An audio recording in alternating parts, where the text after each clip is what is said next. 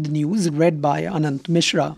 Akbaruddin Owaisi, the controversial politician from Andhra Pradesh, has been arrested for hate speech delivered last month. He spent 6 hours today at a state-run hospital where doctors examined him to determine if he is medically fit to be questioned. Owaisi has been arrested by the police of Nirmal town in the Adilabad district. He was scheduled to appear before the police yesterday but sought 4 days exemption on medical grounds.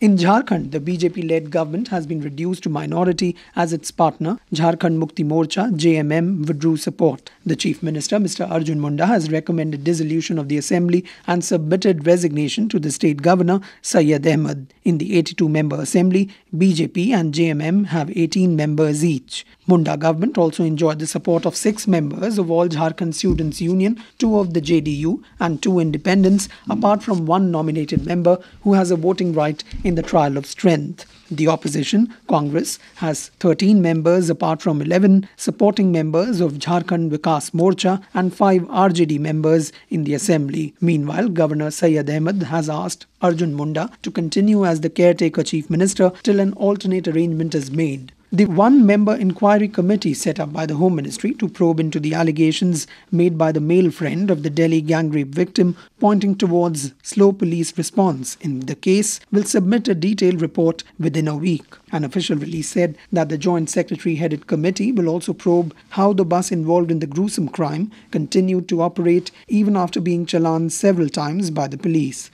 The committee will also look into the role of the Safdarjung hospital staff in dealing with the victims. Besides this, it has been tasked to specifically look into the complaint regarding non-responsiveness of Police Control Room number 100 to a woman reporter. Prime Minister Dr. Manmohan Singh today called upon overseas Indian community to be a vital partner and participant in India's social and economic development. Inaugurating the 11th edition of the Pravasi Bharatiya Divas in Kochi today, the Prime Minister said overseas Indians have served as a bridge of cooperation and friendship between India and their adopted homes. He noted that overseas Indians are the most effective window to showcase India's heritage and its progress. Dr. Singh announced that the Gadar Memorial in San Francisco will be upgraded into a functional museum and library. President Pranab Mukherjee has voiced concern over repeated disruptions in parliamentary proceedings. Addressing the Uttar Pradesh legislators at a function to mark the 125th anniversary of the state legislature, the president lamented that time devoted to discussing legislations was declining. Mr. Mukherjee advised the elected representatives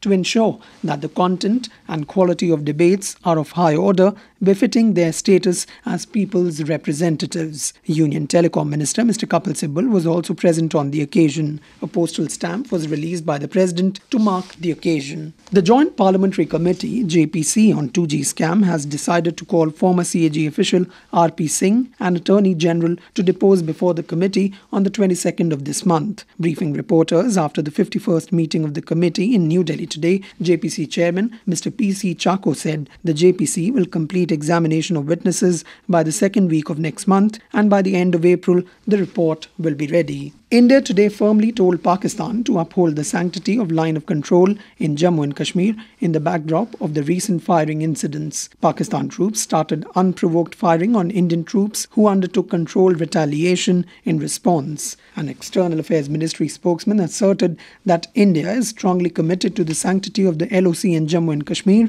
which is the most important confidence-building measure between the two countries. The Director Generals for military operations of both sides have also spoken to each other on the incident. 14 Pakistani fishermen have been apprehended by Border Security Force for trespassing into Indian waters near Sir Creek area. Officials said today that 2 fishing boats have been seized. The Sensex gained 51 points to close at 19,743 today. The Nifty rose 13 points to 6,002. And that is the end of this news bulletin.